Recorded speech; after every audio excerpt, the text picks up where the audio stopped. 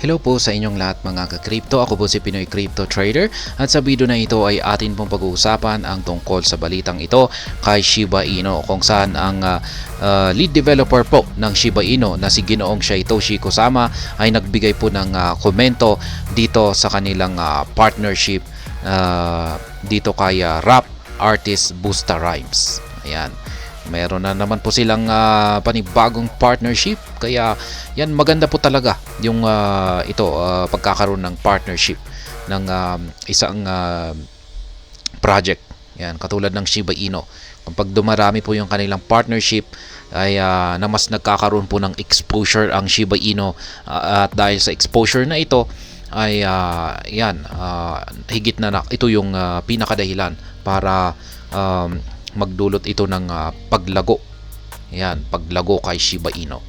Kaya mas maraming partnership, mas maganda. Kaya yan naman po talaga yung isang parang gustong mangyari ng mga team developers natin dito kay Shiba Inu.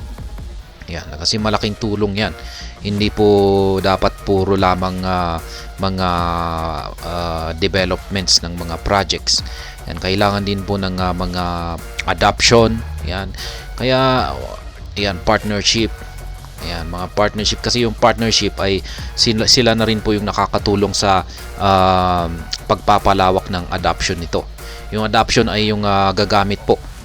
Yan, at mas may makakakilala kay dito sa platform ng Shiba Inu or Shiba ecosystem, at marami pong gagamit.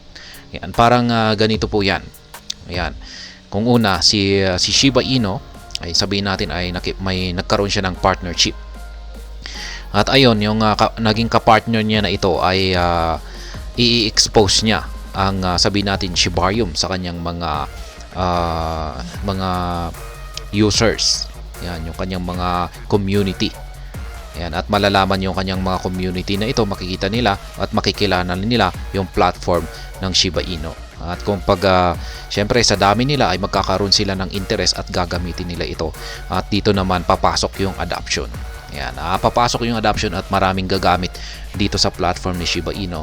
At ayan na po, tuloy-tuloy na po yan. At yung impact nito or epekto nito ay magpapalago kay Shiba Inu. Kaya ayan. Bago po tayo magpatuloy ay nais ko lamang po munang bigyang linaw ang aking disclaimer kung saan ang nilalaman po ng video na ito ay hindi po ito isang financial advice. For education and information purposes lamang po ang layunin nito.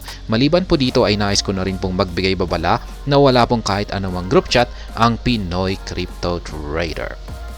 Ayan, sabi po rito ay Shiba Inu lead developer Satoshi Kusama has commented on the recent collaboration between Shiba Cals and American superstar Busta Rhymes. Kaya yan, ang Shiba Cals at ang American superstar na Busta Rhymes. Yan po ang may collaboration po sila. The collaboration announced by the Shiba Inu back protocol last week will see the production of Busta Rhymes theme physical collectibles. Impressive as the move is, Satoshi Kusama used his platform to correct what he termed misnomer. Yan. Ano kaya ang ibig sabihin ng misnomer na yan? The core focus, unlike the way the announcement was re-echoed by the media and members of the Shibarium team, the collaboration is not essentially about non-fungible tokens. Yeah? Hindi raw po ito tungkol sa mga non-fungible tokens or NFTs. As contained in the original announcement from Shiba Cals, the mention of NFT to denote the collectibles was used sparingly. While the team shared a digital artwork of Busta Rhymes in a green shirt and a dark background, the underlying takeaway is that physical prototype of the piece is under production. Kaya yan, ito raw po ay mukhang may kaugnayan sa isang physical prototype na bagay kung saan ay under production po ito or ginagawa po nila ito. Kaya mukhang ito ay isang physical na produkto at hindi po isang NFT yung kanilang yung kanilang parang ilalabas dito. Yan, siguro t-shirt siguro ito.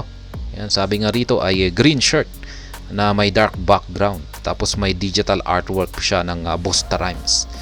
And the exclusive celebrities collectibles is a partnership with Cookie Ino, a blockchain record startup with royalty sharing programs. To Satoshi Kusama, the NFT leaning of the partnership is a misnomer as the core focus is on the physical collectibles that are underway. Kaya yan, ganun na rin po yung sinabi ni Ginoong Satoshi Kusama. The NFT are no less of an innovation. The push of physical collectibles underscores how the entire ecosystem has a deep leaning toward real-world uses for Web3 based innovations or creativity. Ayan, mukhang itinutulak po nila ang mga physical collectibles. Ayan, kasi yung NFTs ay syempre digital po kasi ang mga NFTs. Ayan, meron din pong mga physical collectibles po. Shiba Inu's attractiveness is growing. Ayan, marami nang nakakapansin kay Shiba Inu. Shiba Inu is on a massive growth trend, especially with the current positivity surrounding Shibarium, its Ethereum-based Layer 2 network, with transaction now beyond the 82 million mark. The sign of intense adoption are glaring. Kaya ayan, unti-unti na pong lumalago ang trend. Yan, nagkakaroon ng massive growth trend si Shiba Inu. At lalong-lalo na dito si Shibarium kasi meron pong positivity siya. Meron siyang talagang nagugustuhan ng marami at tuloy-tuloy lamang yung kanyang paglago. Kung saan ay nakikita po natin ito sa bilang ng kanyang transaction na yan, tumataas at tumataas or lumalaki ng lumalaki yung kanyang mga transactions. Umaabot na po siya ng 82 million na transactions. Nagpapakita po talaga yan ng yan, sabi rito ay intense na adoption. The creation of Busta Rhymes physical collectible will ultimately contribute to this attractiveness and help reposition Shiba Inu as a protocol with a deep alliance with the traditional world.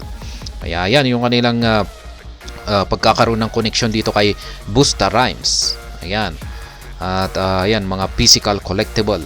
Ito ang siyang makakatulong at makakapagbigay ng contribution at attractiveness para dito kay Shiba Inu. Ayan, at magkakaroon talaga ng ayan, mas lalo siyang makikilala. This collaboration will also place it on par with other top protocols like Polygon, which has wide range deals with the firms like Starbucks and Adidas among others. Kaya yan, yung collaboration po na ito ni Shib dito kay Busta Rhymes ay ayan, mailalagay po si Shiba Inu sa kaparehong ayan, yung or ka-level ng mga kilalang protocols na tulad ni Polygon. Yan, na meron din po silang mga collaborations or partnerships sa mga kilalang mga firms na tulad ng Starbucks at saka Adidas. Ayan. Halos pumapantay na po si Shiba Inu dito kay Polygon. Yan, ang titindi talaga ng yan, ka-partner, ka-collaborate ni Polygon. Si Starbucks at saka si Adidas. Pero meron din yan kay Shiba Inu. At ngayon lang ay yan nga, si Busta Rhymes. At ayan, maganda po ang development. Ayan, pagdating sa mga partnership dito kay Shiba Inu ay sana ay tuloy-tuloy yan. Maganda po yung mga developments niya dito sa kanyang collaboration at saka partnerships. Yan, sana ay tuloy-tuloy lamang po yan. Yan po natin makikita natin. Diyan po natin makikita na talagang lumalago ang ecosystem ng Shiba Inu. Ayan, hindi tumitigil or laging may bago na collaboration at saka partnership. At ayan, hanggang dito na lamang po tayo sa video na ito. Sana po ay inyong nagustuhan ang aking paliwanag dito. Kung inyo po itong nagustuhan ay pakiclick lamang po ang like button nito. Para naman po sa mga bago lamang dito, kayo po ay aking inaanyayahan para mag-subscribe. Pakiclick na rin po ang bell icon nito dahil ito po ang siyang magsisilbing notification nito sa mga bago kong videos na akin pong ina-upload sa aking YouTube channel na ito. Marami pong salamat sa panonood. Ingat po tayo lagi at God bless po sa ating lahat.